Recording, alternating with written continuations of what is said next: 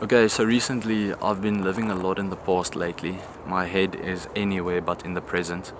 I've been thinking about things that I could have done better, past relationships, anything that comes to mind. And ultimately, it's eating me up. I can't move forward, I can't grow because I'm stuck in the past. And this is what the Bible warns us against. In Romans, Paul is telling us that whatever you feed or whatever you give attention to becomes your master and you become a slave to it. And obviously in Romans they're referring to sin. Whatever sin you give into, whatever sin you give attention becomes your master and you become a slave to said sin. And I think the same can be applied to your thoughts. You are your thoughts, you are what you say you are. And if you're a happy person and you give a lot of thought to your happiness, you'll be genuinely more vibrant, more happy. If you're a sad person, you give thought to your sadness, to your depression, you will give into depression.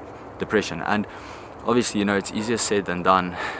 Stop giving thought to it, but there's this thorn inside of you and it's hurting you. And for me, it felt like there's this emptiness inside of me, and I can't describe it to anybody. But Angus Buchan described it best. He said, there's an emptiness inside every man's heart, and it is a God-voided emptiness, a God-voided void that only God can fill.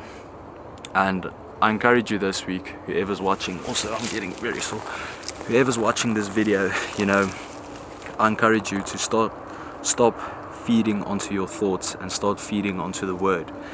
And for me, it took a long while because I like reminiscing about the past. I like reminiscing about what I could have done better.